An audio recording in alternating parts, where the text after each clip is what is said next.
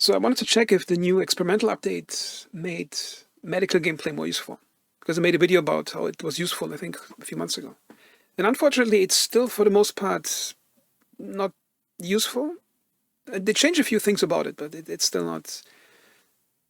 It's still too. The changes are too small. And first, I'd like to show you parts of this video, which the developers released last year about the, as it say, health update. Now, do you need any of those? Because currently in conflict gameplay, the only thing you ever need is a bandage. In some cases, you might use a tourniquet after you run out of all the bandages that you have. And the saline bag I haven't used in 4 or 5 months. And okay, the morphine stick has some usefulness because it removes some of the screen effects when your character is hurt. But the actual pain effect it's supposed to mask, they are too, or the damage effects, they're too small to actually require it. To keep a skillful medic close to you at all times. You never know when you might need one to save your life. To mitigate casualties, we want to...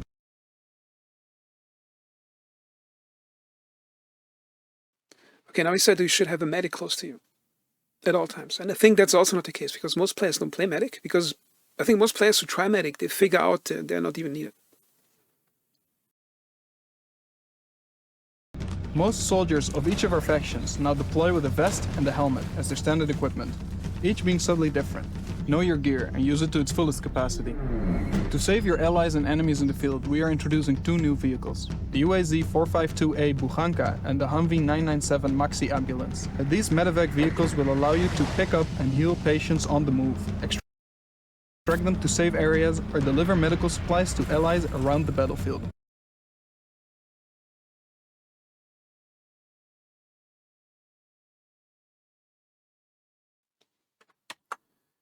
And that also doesn't happen, because there's never an incentive to evacuate a player from combat, because there's a convenient spawn up close within probably a kilometer, no matter where he is. So he never has to wait for a medic to pick him up into the car. And the second problem is that nobody ever needs to supply medical items into a combat zone, because again, most combat is close to a spawn. And most medical items are not needed outside of bandages. And to make matters worse, in this patch, they added a basic medical box to the command post. Now some might say, okay, it only has, I think, bandages and was it tourniquets or something? Yeah, only the basic items. But here's the question: do you ever need any other medical item than a bandage?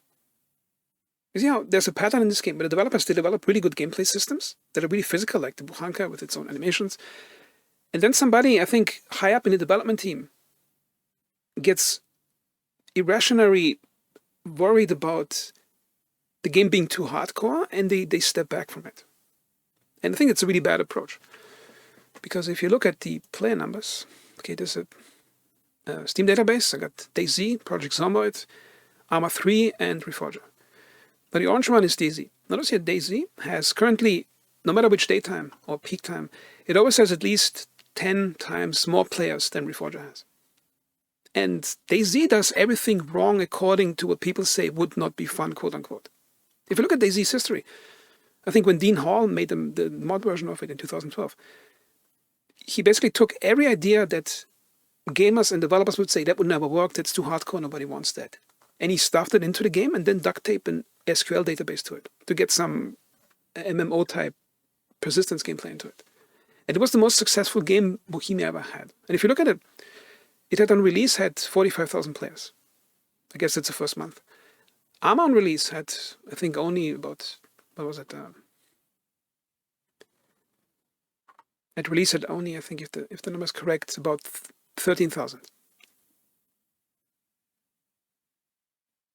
And if you look at how it developed, DayZ went down in player numbers because it was on the outdated engine and updates were coming in slow. And it went down like that.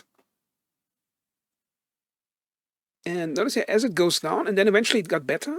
The new engine was sort of finished, and it went up again. Or perhaps they had difficulty walking in the Bohemia offices because the rooms were filled with cash everywhere, so they use a shovel to get to the office desks.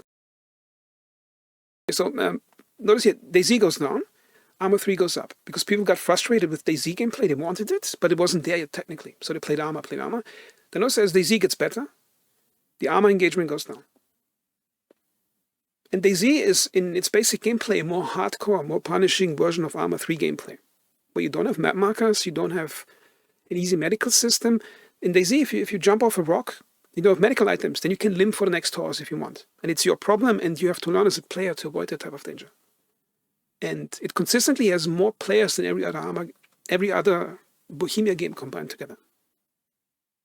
So when people make the argument that something's too hardcore, or especially in regard to console players, I'd just like to point to the success of DayZ, not just on PC, but also on consoles. And the thing is about DayZ, it's the most successful game of its kind, and it's more successful than any other game that's similar to it, because most other DayZ clone games, the first mistake they make is give players too much access to easy loot and focus on the quote-unquote fun parts, the combat and shooting of guns. And all those games have like a fraction of DayZ's player numbers. So why not apply the same logic for Reforger? Make everything extra punishing and make everything matter. And make sure that all the gameplay systems you develop are fully present in the gameplay. And how would that translate into the game? Let me show you. Okay, so this happens when you hit another character in the leg. That's currently an experimental. Okay, that's a 454. Point blank range. Let's see what it does. See here it says minor injury, impaired movement.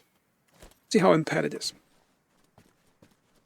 Okay, if you walk, it's a bit slow, and if you undeploy a weapon, you can still jog. You can't run. I'm trying to sprint around, it doesn't work. The only thing a leg hit up close from an assault rifle that flies almost a kilometer per second, the bullet, is deactivate your sprinting ability, but you still can jog anywhere you want. And what makes it worse, it will auto-heal over some time. See, improving. So you don't have to do anything. Only if it's bleeding, you have to use a bandage, nothing else. Okay, now let's try the same thing with a Dragunov rifle.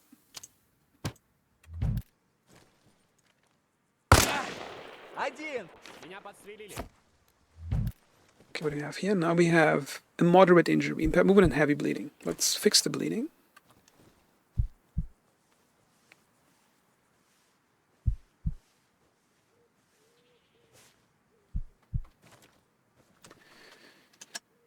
Okay. Now it's still a fairly fast walk, but now the jogging is deactivated. Now only if you take a second hit to the other leg, or I think more hits to the same leg, then it's going to be as slow as that. So it basically washes out the consequences of getting hit in the leg, because in most combat situations, you probably end up dead from 3 torso shots much sooner than you would end up impaired from 3 leg shots.